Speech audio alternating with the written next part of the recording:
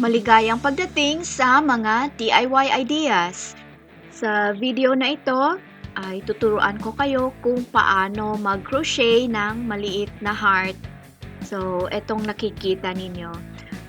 Simple lang ang paggawa nito at dahan-dahan kong ipapakita sa inyo kung paano gawin itong maliit na heart na ito.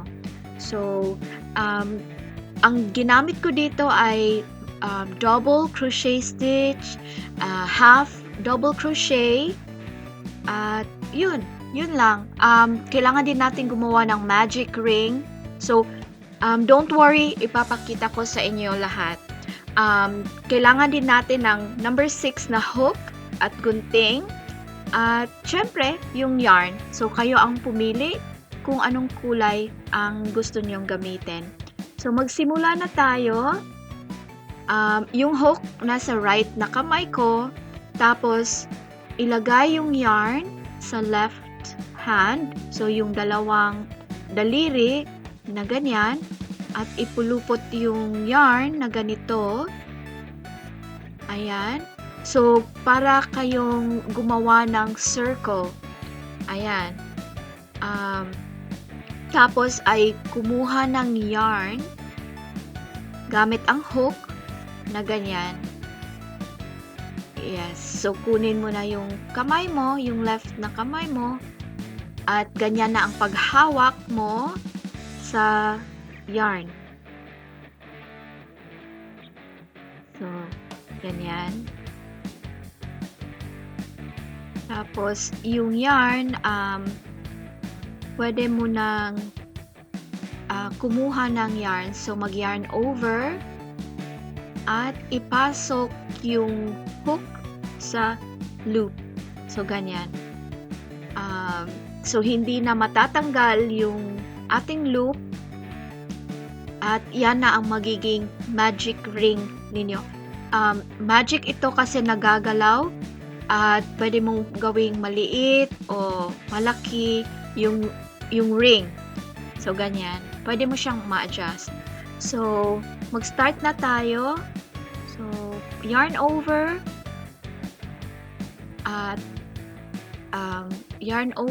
at ipasok yung hook sa ring at kumuha ng yarn. So, you have 3 loops sa hook ninyo. So, first, tapos second. So, yan ang double crochet stitch. So, again, mag-yarn over. Dapat may 3 loops at 2 beses kumuha ng yarn. So, that's the double crochet stitch. Yan yung dito banda sa heart na malaki. So, paliit naman yung stitch pababa hanggang sa dulo. So, ang gagawin natin ngayon ay half double crochet. So, instead na 2 times na kumuha ng yarn, ay diretsyong ipasok yung hook sa 3 loops. Ayan. Yan yung half double crochet. So, nakagawa tayo ng 2 double stitches at 3 half double stitches. Ayan. So, eto na yung half ng heart natin. So, dito na tayo banda sa tip ng ating heart. Ayan. So, ayan na yung heart natin. So, kailangan lang natin ng other half at paliitin muna natin ang ating ring.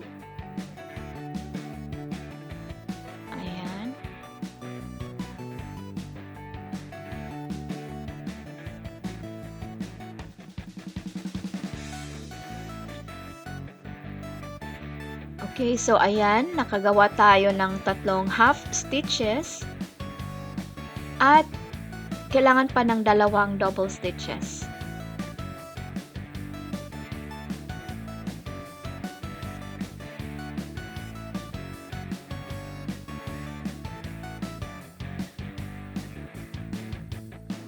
Okay, ayan, tapos na ang heart natin.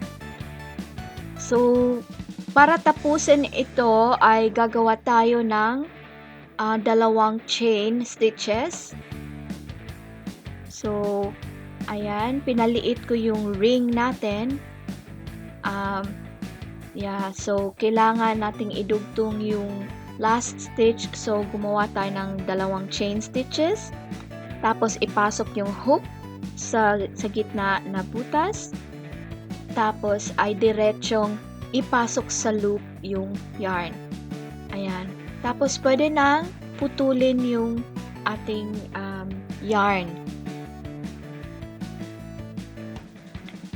Okay. So, ganyan lang. Higpitan pa natin yung ating magic ring. Ayan. Mahigpit na siya.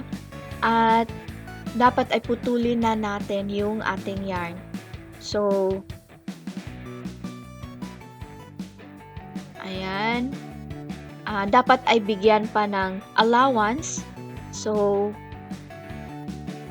hilahin yung yarn gamit ang hook. Okay.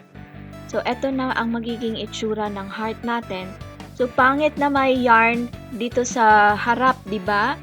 So, kunin natin tong yarn at ipasok natin sa butas papuntang likod. Ayan. At pagkatapos ay gumawa tayo ng knot dito sa back part ng heart natin.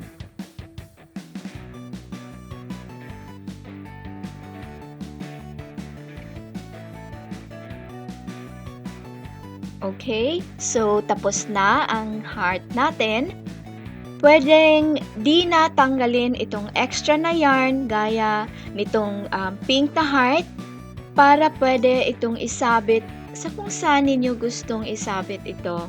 So kung nagustuhan ninyo itong video na ito, ay bigyan kami ng thumbs up, mag-subscribe sa aming channel at ibahagi ang aming mga videos sa inyong mga kaibigan at magsulat ng komento ninyo dito sa ibaba.